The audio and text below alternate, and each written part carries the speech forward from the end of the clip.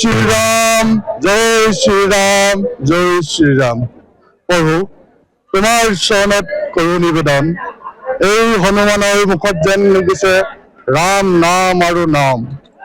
তোমাৰ নাম আৰু গুণানুকীৰ্তন য'তেই শুনিম মই, এই হনুমান তাতে হম উপস্থিত। নিত্য কৰ্মৰ সম্পন্ন, যাওঁ এবে নিষ্কাৰ্য কৰো সম্পন্ন।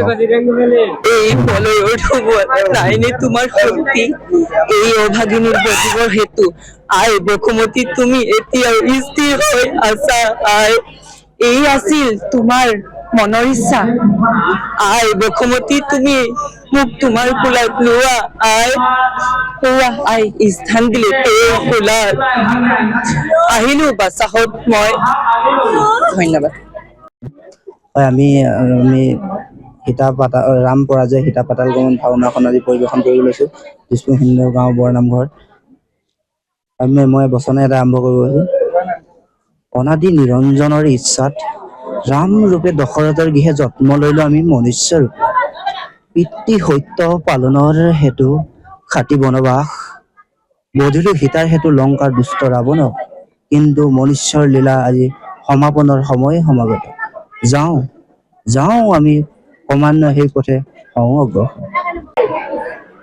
সৰ্বপ্ৰথমে আজি আমাৰ এই দিছপুৰ হিন্দু বৰনামঘৰ প্ৰাংগণলৈ আপোনালোকে আহি এই আজি আমাক যি সহযোগিতা আগবঢ়ালে আপোনালোকলৈ আমাৰ দিছপুৰ হিন্দু পৰিচালনা সমিতি হৈ ধন্যবাদ জ্ঞাপন কৰিছোঁ।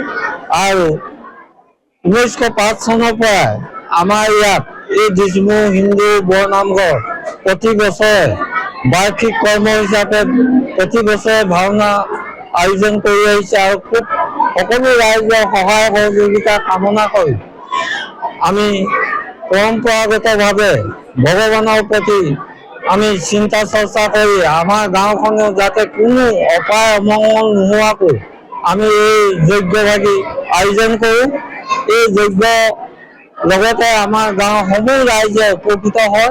গতিকে আমি প্ৰতি বছৰে এই ধৰণে এই ভাওনা সমাৰোহ আমি পাতি আহিছোঁ। আমি যোৱাৰ আগত আমি নাম প্ৰসংগ কৰা হয় সমূহ ৰাইজে।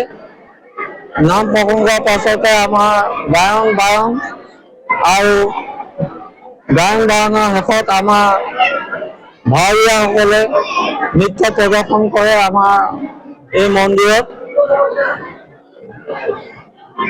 এনেধৰণে আমাৰ এই কাৰ্যসূচী ধৰক পুৱা ভাগত আমাৰ সমাপন কৰা হয়। আন্তৰিক অভিনন্দন জ্ঞাপন কৰিছোঁ। আপুনি যি প্ৰশ্ন কৰিলে ঠিক তেনেধৰণে নহয়, পৰম্পৰা ইতিহাস আমি ধৰি ৰখা হৈছে আৰু আধুনিকতাৰে যি শংকৰদেৱে ভাওনা সৃষ্টি কৰি গ'ল তাৰ আমি আখৰে আখৰে পালন কৰি ইতিহাস স্বৰূপে আমি আমাৰ গাঁওখনে 1905 চনত যিহেতু স্থাপিত তেতিয়াৰ পৰা ভাওনা এটা আমাৰ দিছপুৰ হিন্দু গাঁওবাসীয়ে এটা পৰম্পৰা ইতিহাস অন্ধবিশ্বাস বিশ্বাস কৰি শংকৰদেৱৰ আদৰ্শ লৈ তাক প্ৰতিপালন কৰি থকা হৈছে। আজিও আমি যিকোনো খবৰৰ বাবে যোগাযোগ কৰক আমাৰ এই নম্বৰত 9181 307 221।